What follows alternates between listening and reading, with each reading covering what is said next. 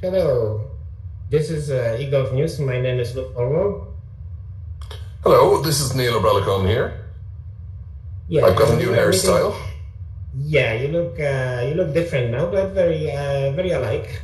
We are here today in a virtual space as opposed to real streaming as we used to do on eGov News.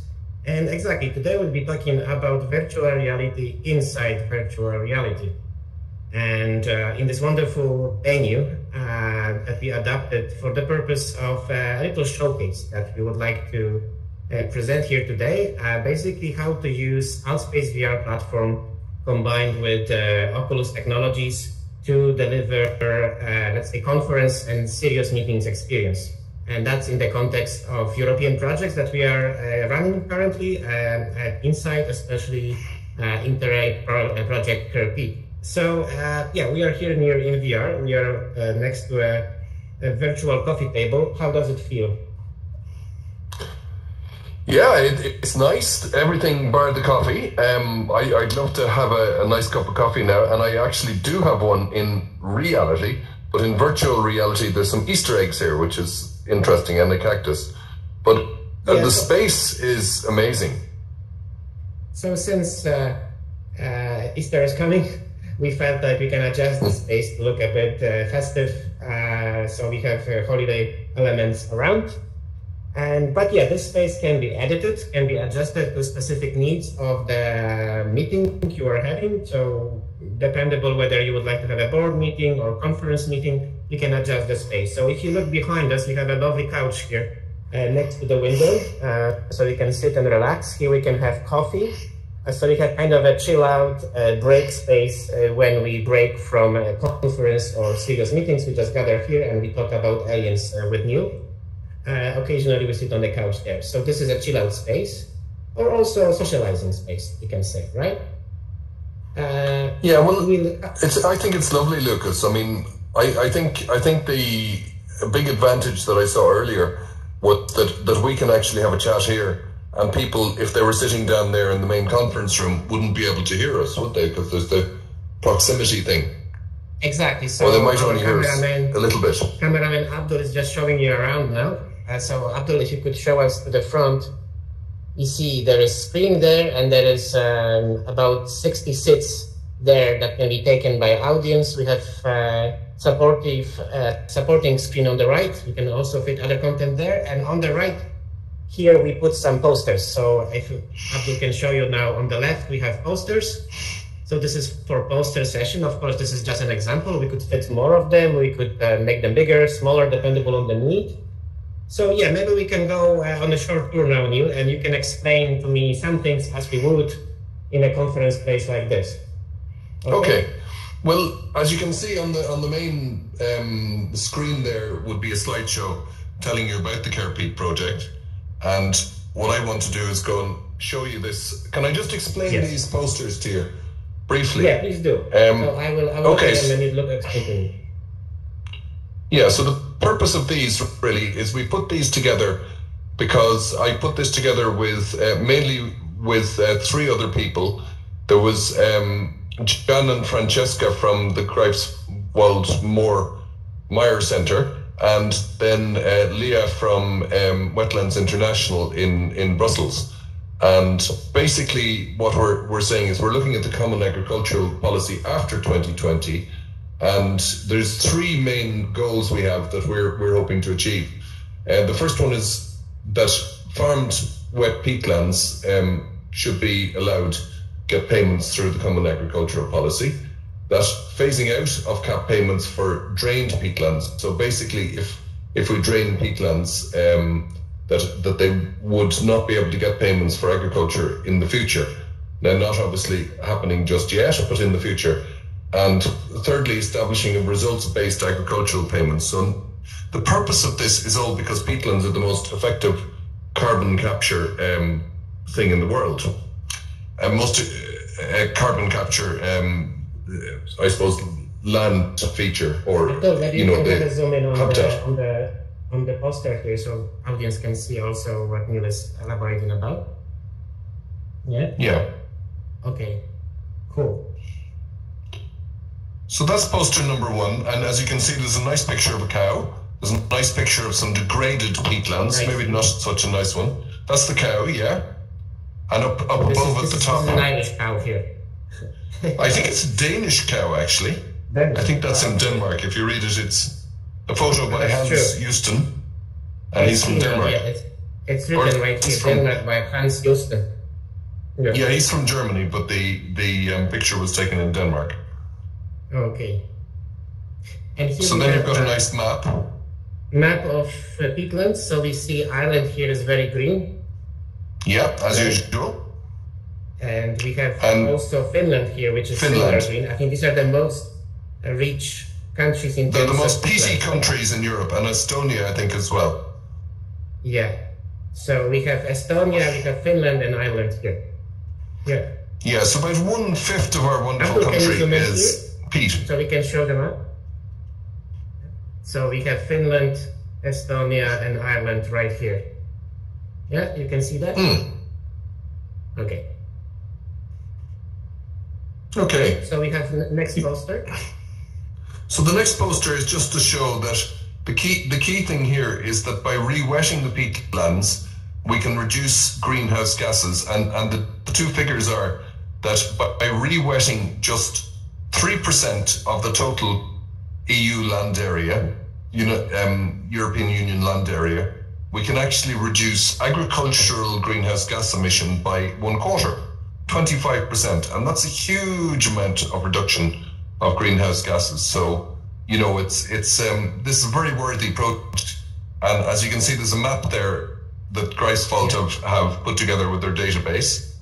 You see the map, Okay. Right here, yeah. and it's showing the greenhouse gas emissions Okay, from can you show this agriculture. Right here. I think do you have it in here? Okay. Yeah. So which countries are they now? There's Germany, Poland. Germany, Poland. Yeah, Germany and Poland are the worst emitters of greenhouse gas from agriculture on peatlands in the European Union. Ireland isn't the worst, thank goodness, but it's still not very good. So, and What does it Finland, you'll mean? see quite a lot. So it's a emission on peatlands. What does it mean? Yeah, so that basically means that these countries have drained their peatlands very significantly, and a lot of the carbon which is captured in the peatland is going into the atmosphere as greenhouse gas, and it's happening on a long and often basis. So these are countries who have peatlands, but they drain them, and this is not the best solution. That's basically what it says. That's exactly right, Lucas. Yeah, Okay. that's exactly right. So what about the third poster? So I'm first slight- here. Yeah, just let me make sure that I've got some electricity coming into the headset. Okay, you're running out of power. Yeah, that's one of the downsides of these things here. So we have to make sure that we have sufficient electricity, don't we? Yeah, always. Proper batteries. Okay, so third poster. Yeah. Oops. Let's see now. Okay, so the third one we'll move over to you. Yeah. Okay. So this one, we've got some examples of what can be done. You see, the beautiful thing about peatlands is you can still use them as wet, for wetland agriculture, and still prevent the carbon from being emitted to the same extent. So it's not as if you have to not use peatlands anymore. So what we're kind of asking is that rather than dry agriculture, we'd use them for wet agriculture. And simply we can get the same money for So in farmers. this picture, what you're showing, this is like rice or something like. Well, actually, do you see What is those from? animals there? I think those are water buffaloes. Actually, Okay. do you see the animals there? Yeah, I see over there. Yeah. Yeah, so those are actually water buffaloes. So you can have cows actually grazing in the peatlands, but they're I suppose from a different country. Water buffaloes aren't that common in Europe, but generally you wouldn't farm cattle on peatlands But if you actually have water buffalo, you can. Usually on peatlands, people would have sheep, because it's not sort of top quality land. Water buffaloes in there, yeah, you can see there. Yeah. Okay, this is not the best resolution picture, but you can see more or less. Yeah.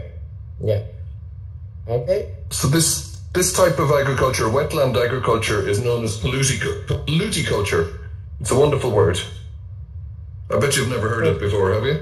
No, never. Okay. So will we move to the fourth one? Yeah. The fourth one. There's a nice picture of the predominant vegetation right here for peatlands, which is sphagnum moss. So what happens with peatlands is basically this type of moss.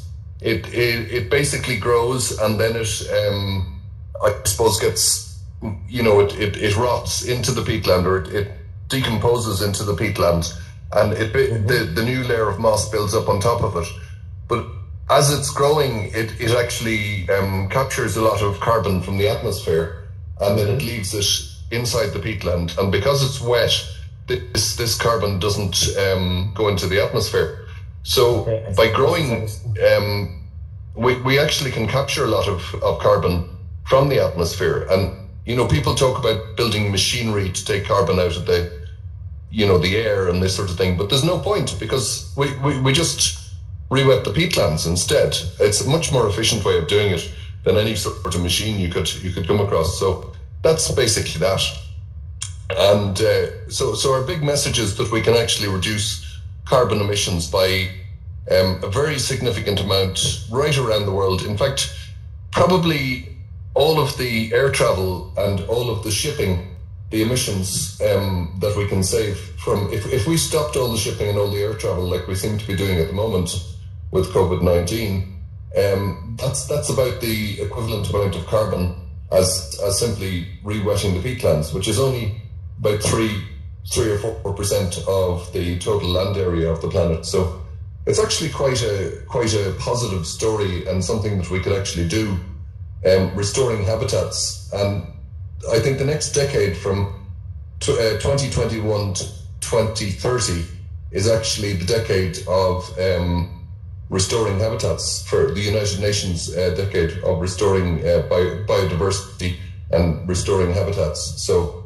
we'd be fitting in with that program, and it looks like everything's aligning, and that's what the world wants to do now. So that's Care Peat for you, reducing carbon. Yeah, I think that was a very nice overview of Care Peat project. And down there we have slides, and I don't think we have to go through slides, but just to show you that this is actually possible to also have slides down there. I don't know, Neil, if you wish to do anything about those slides, or we... No, just to say, I think we can just show that it's possible to show a slideshow in in VR. And I mean, quite frankly, the idea that we can hold a whole VR conference, it would need a bit of work, because we'd need a bit of training, I think, for the people who are participating, because we have to wear these headsets and so on, don't we? Yeah, and also, I mean, they might wear headsets, because they can also connect from PC, right? So if they use Windows PC, they can also enter this space, but of course it's less immersive to what it could be with VR headset like we use now, right? So also we have hands. I have 2 hands. I can do all kind of extra non-verbal communication. So Neil has 1 hand. So dependable on the headset you can have 1 or 2 hands to express yourself. But if you link with computer, then of course you are less immersed, and also you have less ways of expressing. But I also wanted to give a quick show of some features that you can also use here. So one of this is, for instance, that you can I just want to show people where do they come from in the meeting. So I can now generate a globe here. Hopefully it will work. Oh, that's not a globe. So that's a. Oh yes, very good. You have to approve that you want to share your location, so it shows that I'm linking from Ireland. If Neil, if you approve on your screen, sharing your location should also show up. Now it shows Neil as well. So both of us are linking from the globe So if you had people connecting from different parts of the world, it would show on this globe. And Neil went downstairs. He escaped. He's on the stage now. You see, he's able to teleport anywhere. Hey Neil, come back. Come back here. Come here. Come over. Okay, Lucas. Correct. So there's the globe. So there's the globe, and as you can see on the globe, we are both linking from Ireland, but if there were people from other places of the world, that would show on this globe. And there's many different things that you can import here, and different 3D apps and shapes that you could import, and also used to make your presentation richer, or also like we have this idea that maybe like if you want to do like city planning, we can actually walk through the city, like city of Galway, we had a model of city and stuff like that, right? So this is just a quick showcase what else can be done. And I think we can stop here. We don't need to go through all the features, but it was the basic idea to have a quick show what can be done, right, in this space, I suppose. Lucas, can I just say, I think one thing that's very, very interesting about this is that, you know, I think it would be interesting to do actually do a VR conference at some stage, you know, based on a real life conference rather than doing a VR conference about VR. Because, I mean, what we're doing here is we're showing an actual use of VR as opposed to, you know, just talking about VR all the time. Do you know what I mean? So actually, I have two serious events planned. So one is symposium from the other project that I'm coordinating, Compact. We'll have symposium on VR technologies in VR, so in a space like this. So that should come within, I'd say, next couple of weeks. And then I'm also, I also have a part of the conference hosted in VR as well. That's supposed to be originally in real, but now we switched to VR. It was supposed to be hosted in South Korea, and now it will be everywhere online. So yeah, so I think we can also use that to show, the capacity, as you said, in use, rather than simulating situations like now. Yeah, definitely. Yeah, I have to say one thing that you've put me straight on this thing, but you know, the sort of advantage of using headsets ahead of using using just computer screens, as you pointed out, you know, all these Zoom conferences and everything that people are having nowadays because of COVID-19. One thing that's quite common is people quite often just mute their microphones, get rid of their picture, and sort of half listen to the discussion, and then they're typing emails or they're doing something else. Exactly. So people are distracted and they're not really participating. Here, if somebody doesn't participate, it shows immediately because your head goes like this, or something, because you flipped your headset, You really pay attention, and because you are immersed, you are isolated from all these distractions, as you said. And let's face it, in every telco, there is 2 people, 3 people talking, and the rest is doing something else, like in their email, Facebook, whatever. So, unfortunately, that's the case because we really easily get distracted. And also because we are not really in the meeting, we are like kind of a bit of a passive observer with a bit of engagement, but we are always kind of passive unless we get to talk, right? So, so I think that's different in VR because everybody is kind of active, the speaker and other people are alike, right? And we are immersed. So I see you now. You see, I'm facing you.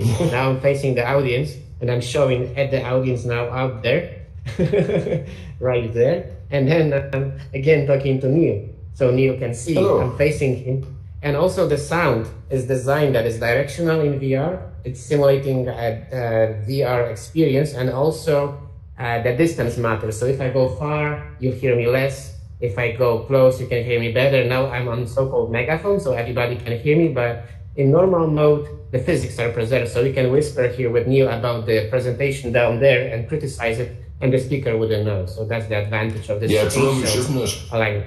Yes, total rubbish. No, who made it? No, it's actually. I have no idea.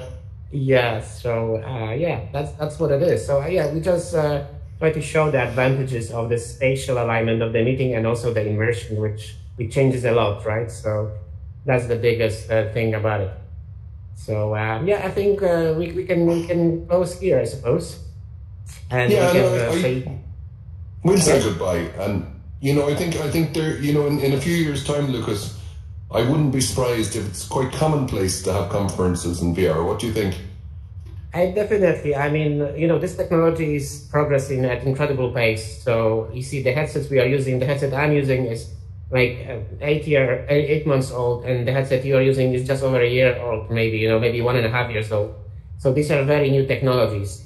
And also this environments, the VR environments, these apps and platforms are growing very fast. So this is called ArtSpace VR, and it's developed and owned by Microsoft. There is a coming platform from Facebook Horizon, which is in beta stage and should be released soon, which will be integrated with Facebook. So, and there's other platforms similar to this, they're called Social VR, but try to support kind of interactivity in VR. So this is very fast growing, and definitely as the hardware and software becomes better, it will be more realistic. Now we have those funny faces, but this is just because the devices will not be able to handle very high resolution images, and very detailed bodies. But it's expressive enough for us to communicate. But of course, as technology progresses, this will become better. But there's some advantage to it. So I say, because we are a bit undercover, we can avoid biases. Yeah. So this technology can help also kind of cross all kind of subconscious, unconscious and conscious biases that people might have based on the, gender, race, and so on. So this, like in VR, you can decide what to reveal and what to conceal. Yeah, what do you want to show about yourself? So we could change our avatars to be completely different, and right? Yeah. Well, that's true. You kind of elevate that bias, Yeah. I'd like to make two last points. One is that I can shake hands with you here, Lucas, and there's no chance of getting COVID-19 from this at all. Exactly. So it's perfectly safe, believe us or not, but it's not possible to get corona through shaking hands here, And, we don't even need to wash them here because they're perfectly clean all the time. And I can even breathe at you, like straight into. That's terrible. And it's completely safe, Yeah. And the second point I'd make is I was talking about these posters here and saving carbon and so on. But the irony of lots of people flying long distances to get to a conference where we discuss the saving carbon is never lost on people. It's kind of crazy. But if you have a meeting in VR, then we can do most of the same stuff without actually traveling, and therefore saving a huge amount of carbon. So from what I'm saying. The point of view is VR meetings, VR conferences will save a lot of carbon.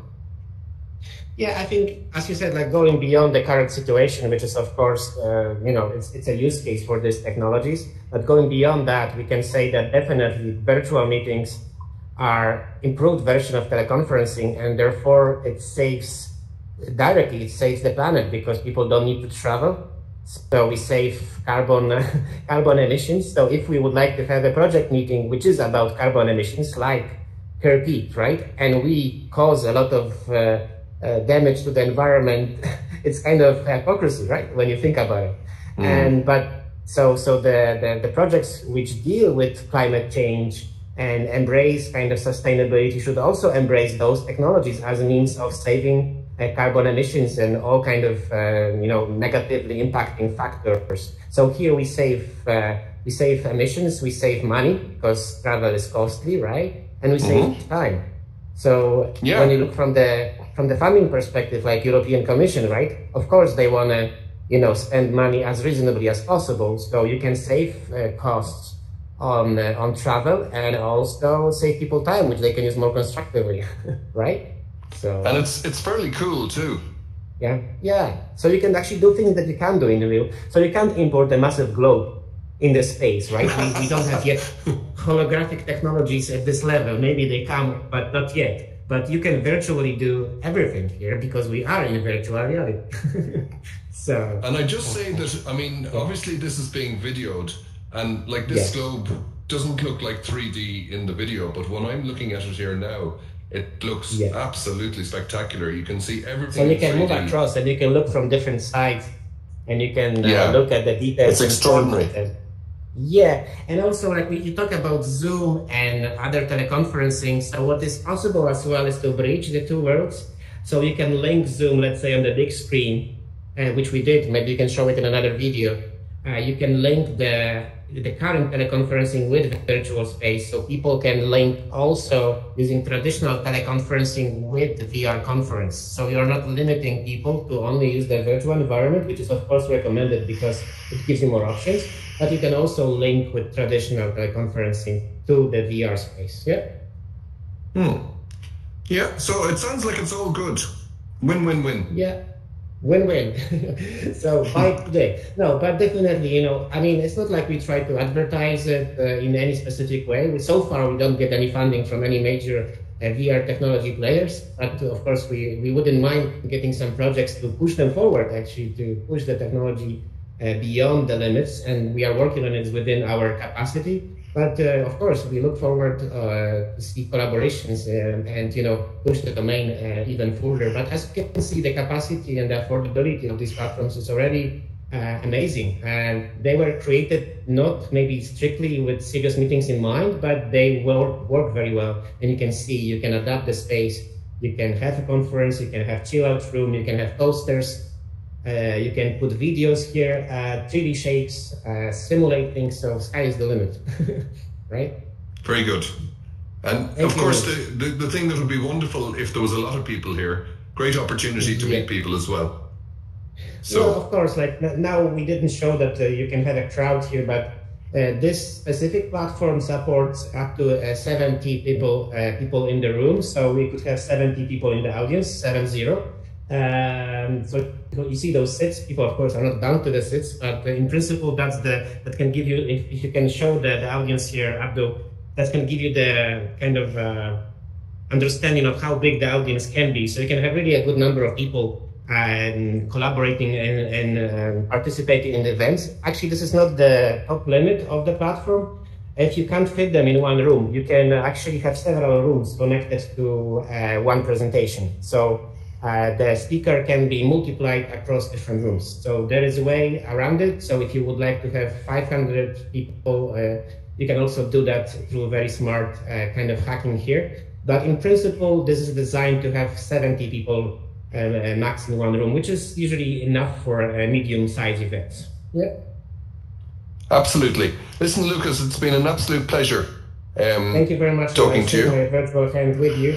And I can also give you a high five as well. I don't know how to do that, but anyway, we'll do something like that. Yeah. So it was a pleasure, Neil, and stay tuned for more. We will show you more in another video. Maybe we can show you also the integration with Zoom or other platforms. But this is it for now, and thank you very much. That was Lucas Porro, and welcome out there in the audience. Bye, Neil. Bye, Lucas. Bye-bye. And I also wave goodbye here. Take care. Cheers. Recording.